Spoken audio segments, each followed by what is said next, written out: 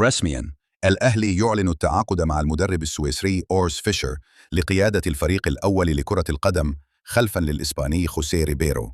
قرار مفاجئ للبعض ومتوقع للبعض الآخر، لكن المؤكد إن أورس فيشر مش اسم عادي، وإنما مدرب عنده مسيرة مثيرة جداً وحقق معجزة كروية في ألمانيا. في فيديو اليوم رح نتعرف سوا على كل تفاصيل التعاقد، أسباب التغيير، مين هو أورس فيشر، وليه إدارة الأهلي اختارته بالتحديد، وإيه أول رد منه بعد التوقيع الرسمي. خليكم معنا.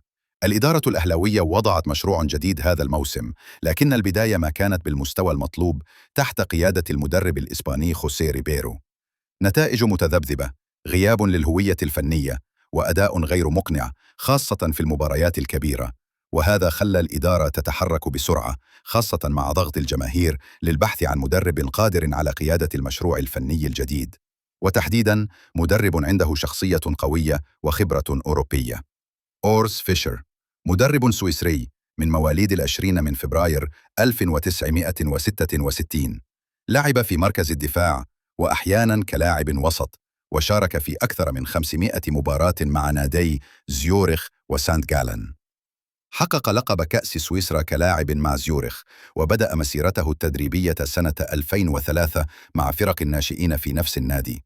مسيرته الحقيقية بدأت لما تولى تدريب نادي ثون، وقدر يوصل به لأول مرة في تاريخه لدور المجموعات في الدوري الأوروبي. وهنا بدأت الأنظار تلتفت له، خصوصاً بعد فوزه بجائزة أفضل مدرب في سويسرا عام 2014.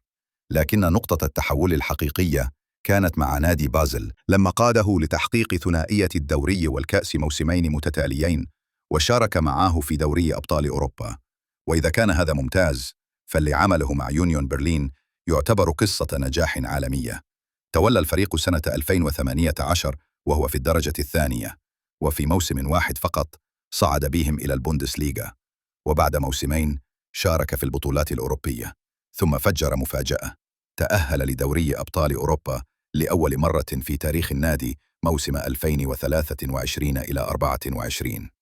إدارة الأهلي كانت تبحث عن مدرب بمواصفات دقيقة: شخصية قيادية، قدرة على خلق انسجام بين النجوم، خبرة أوروبية، وتحقيق إنجازات فعلية مش مجرد أرقام. أورس فيشر يمتلك كل هذا، مدرب قادر على ضبط غرفة الملابس، التعامل مع النجوم، وإيجاد توليفة بين التكتيك والانضباط. ومو معروف فقط بأسلوبه الدفاعي، بل بيعرف كيف يحول الفريق لكتلة واحدة هجومياً ودفاعياً، ويصنع أجواء عائلية قوية داخل النادي. بعد الإعلان الرسمي صرح فيشر قائلاً: أنا فخور بانضمامي إلى أحد أكبر الأندية في المنطقة. النادي الأهلي يملك تاريخاً عريقاً وجماهير مذهلة. أتطلع لتقديم أفضل ما لدي وبناء فريق قوي يلبي طموحات الإدارة والجماهير. أعلم أن التحدي كبير، لكنني مستعد له تماماً. واضح من كلامه إن الرجل جاء بتركيز عال، ويدرك حجم الضغط والطموح داخل النادي. التحديات أمام أورس فيشر كثيرة: ضغط جماهيري كبير، ضرورة تحقيق البطولات في وقت قصير، إدارة غرفة ملابس مليانة نجوم لكن عنده عناصر النجاح، لاعبين مميزي، دعم إداري، وإمكانيات مادية قوية. المسألة الآن: هل يقدر فيشر ينجح خارج أوروبا؟ وهل بيقدر يعيد هيبة الأهلي فنياً وميدانياً؟ السويسري أورس فيشر على رأس الجهاز الفني للأهلي، بداية جديدة وتحدي جديد في دوري مش سهل، وبطولات تحتاج لمدرب من طراز خاص.